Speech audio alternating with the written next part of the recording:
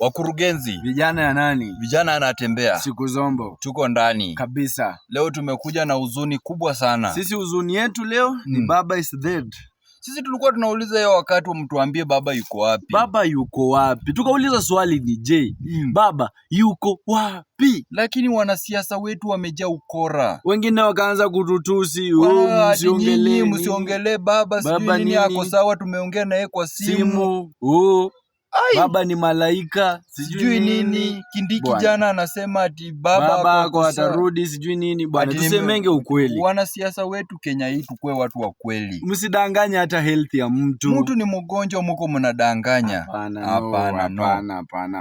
Unajua mkiambia hata wa Kenya baba yuko sawa mumweke kwa maombi. Inaeleweka. Watamweka kwa maombi. Sasa mnaanza kucheza blame game mpaka kwa ugonjwa wa mtu. Mpaka ugonjwa wa mtu bwana. Hadi wewe Gachagua sijui achana na Raila. Wewe na mimi naambia kina Kindiki kina Runcheruo wenye walisema wakiwa Kisumu. Nimekasirika sana. Kumbavu nyinyi. Muache kusema maneno ambayo yuko. Kifo ya mtu na ugonjwa ya mtu ni kitu ambayo mnasema hadharani. Mnasema ukweli. Sasa mlikuwa mnaficha nini? Wanasiasa ukora. Kindiki, sisi tulikuwa tunauliza baba yuko wapi? Mnatuthreaten, mnatuambia nini? Honeni sasa. Kwani mlikuwa mtaficha mpaka lini? Kumbavu nyinyi. Tumekasirika sana. Hapana, Nyinyi wewe Kindiki sijui nani Kaluma. Wanasiasa mko watu. Nilikuwa nimengoja aka jina Kaluma. Kaluma wewe.